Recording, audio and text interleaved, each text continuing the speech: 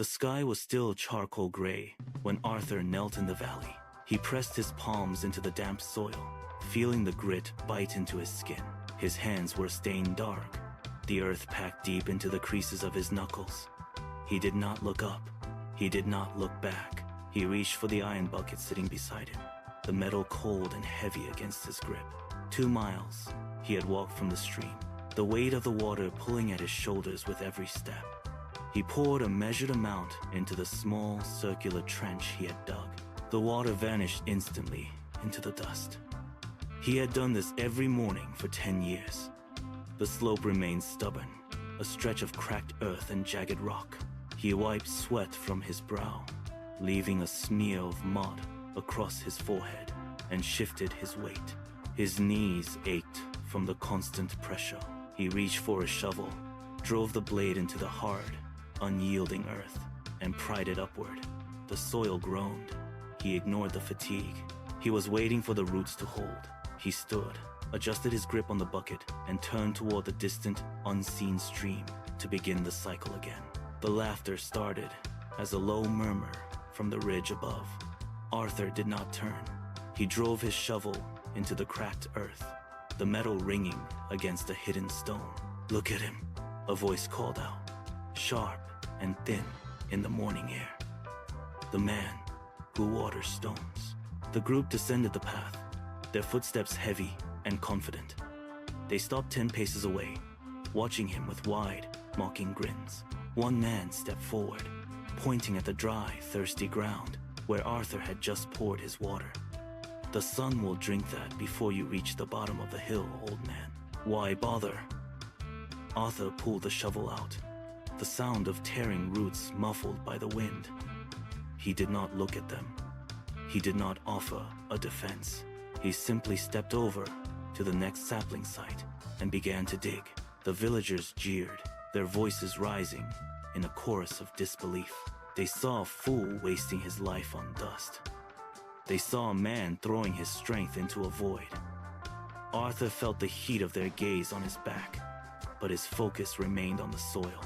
He dug deeper, his back muscles bunching under the strain, and ignored the path they walked away on. He was alone, and that was exactly how he needed to be. The path to the stream was a jagged scar across the valley floor. Arthur moved with a heavy, rhythmic gait, his boots finding purchase on the loose shale. The iron bucket swung at his side, the handle biting into his calloused palm. 2 miles of dust lay between him and the water. He kept his eyes fixed on the horizon, ignoring the way the heat began to shimmer off the rocks. Every step was a calculation of energy. He felt the muscles in his legs burn, a dull, throbbing ache that had become his only constant companion. He reached the steep incline and slowed, his breath hitching in his chest. He stopped for a heartbeat to shift the bucket to his other hand, his fingers stiff and cramped. The valley was silent, save for the crunch of gravel under his weight. He pushed forward, leaning into the slope, his posture bent against the resistance of the terrain. He was not just carrying water. He was carrying a refusal to let the land die. When the stream finally came into view, he did not rush. He knelt, the cold water splashing against his skin as he submerged the bucket. The weight returned, pulling at his shoulders, and he stood to begin the long walk back. Seasons bled into one another, marked only by the shifting angle of the sun and the changing bite of the wind. Summer heat baked the valley into a cracked mosaic, followed by winters that stripped the air of all moisture. Arthur remained a fixture in the landscape, a shadow moving against the slope. Year after year, the routine held. He dug, he watered, he waited. The village remained static, its stone walls unchanged, its inhabitants locked in their cycles of indifference. But on the slope, the impossible began to take hold. A sapling that should have withered in the drought pushed a root deep into a fissure, finding a hidden vein of moisture. Then another. The soil, once loose and prone to sliding, began to bind. The roots wove a subterranean web, anchoring the earth against the gravity that had ruled this valley for centuries. Arthur watched as the green tips broke the surface, fragile at first, then thickening into sturdy, resilient stalks. He cleared away the debris after every storm, his hands working with a new, quiet precision. The profile of the mountain began to alter. Where there had been only gray dust and sharp shale, a soft, dark texture emerged. Arthur stood back one evening, his bucket empty, and watched the wind move through the first true leaves. The first sign was not a sound, but a vibration that traveled through the soles of the feet. Then came the roar, a deep, grinding groan that tore through the valley. High above the village, the mountain face gave way. Tons of rock and silt surged downward, a gray tide that erased the main road in a single, violent motion. The earth groaned as the path vanished, buried under a jagged wall of debris. Dust billowed into the air, thick and choking, blotting out the morning sun. In the village, the sound of the impact hit like a physical blow. People ran to the edge of the square, staring up at the mountain where the road had been. The path was gone. The route to the outside world was severed, replaced by a chaotic scar of stone and mud. Panic rippled through the streets. Supplies were cut off. The village was now an island, trapped in the shadow of a destabilized slope. The air grew heavy with the smell of pulverized rock and damp earth. The isolation was absolute. The silence that followed the dust cloud was worse than the roar, a suffocating weight that pressed down on every home. The dust hung in the air, a gray shroud that obscured the mountain base. Villagers huddled in the square, hands pressed to their mouths, waiting for the sound of the final collapse that would bury their homes. But the expected thunder of stone hitting stone never came. Instead, a strange, hollow silence settled over the valley. Slowly, the wind caught the dust, peeling it back in thin, ragged sheets. The view cleared. The debris field was massive, a jagged scar of rock and pulverized earth that stretched halfway down the slope. Yet, it stopped. The massive boulders and sliding silt had slammed into a wall of green, deep-rooted timber and simply halted. The camera tracked upward, moving past the edge of the destruction. There, standing firm against the gravity of the mountain, was a dense, thick-trunked forest. The trees stood in tight, orderly rows, their branches locked together like a woven shield. The roots had gripped the bedrock, holding the soil in place. Where the road had been severed, the forest remained, a silent, living barricade that had absorbed the full force of the slide. The rescue teams moved with purpose, climbing the steep incline toward the forest line. They expected to find a natural anomaly, a freak occurrence of geology that had spared the village. Instead, they found order.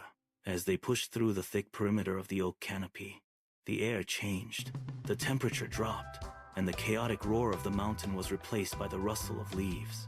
They stopped, boots sinking into soft, dark soil that held no trace of the slide. Beneath the deepest cluster of trees, they found him. Arthur sat on a mossy root, his back against a trunk, his iron bucket resting in the dirt beside his feet. He did not look up as the rescuers approached. The villagers followed, trailing behind the team, their faces shifting from confusion to a sudden, sharp clarity. They looked at the trees, then at the man, then back at the village below. The realization moved through the crowd like a wave. Every mile he had walked with the heavy bucket had been a deliberate act of construction. The forest was not a miracle of nature. It was a decade of persistence. The villagers stood at the perimeter, their boots hovering just inches from the soft, dark earth of the forest floor. No one spoke. The wind moved through the high branches, creating a low, steady hum that seemed to vibrate in their chests. One man stepped forward, his hand trembling as he reached out to press his palm against the rough, weathered bark of an oak. He felt the solidity of it, the unyielding resistance of a trunk that had spent 10 years anchoring itself against the slope. He looked down at the ground, tracing the thick, gnarled roots that disappeared into the soil, weaving a complex web that held the mountain together. The mockery that had defined their interactions for a decade evaporated. It was replaced by a heavy, grounding weight of truth. They saw the forest, not as a collection of trees, but as a decade of labor solidified into a shield. Every day they had spent laughing, he had spent building.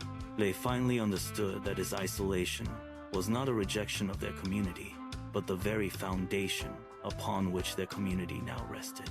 Arthur broke the stillness first. He pushed his palms against the mossy root and drove his legs straight, lifting his weight off the ground. The villagers watched, holding their breath, expecting him to turn, to speak, to acknowledge the wall of trees that now stood between them. He did none of those things, his eyes fixed on the iron bucket resting in the dirt. He bent at the waist, fingers curling around the cold, worn handle. The metal groaned softly, a familiar sound that had echoed in this valley for 10 years. He turned his back on the crowd and began to walk. His boots crunched on the dry leaves, setting a pace that was neither hurried nor slow. It was a rhythm carved into muscle memory. Step, drag, step, drag. The distance to the stream was 2 miles. He had walked it 3,650 times before. He walked it again now. The path dipped downward, leading away from the high canopy, down toward the sound of rushing water. The air grew cooler as he approached the bank. He did not hesitate. He swung the bucket out and down. The iron rim struck the surface with a sharp clap, breaking the water's tension. He dipped it deep, feeling the heavy surge of the cold current fill the vessel. Water sloshed over the sides, soaking his hands, chilling his skin. He turned back toward the slope. Behind him, the forest stood silent, a monument to the past. Ahead of him, the dust waited, ready for the next drop. The rhythm continued. The water sloshed in the bucket as he took the first step up the hill. The cycle restarted. Life moved forward.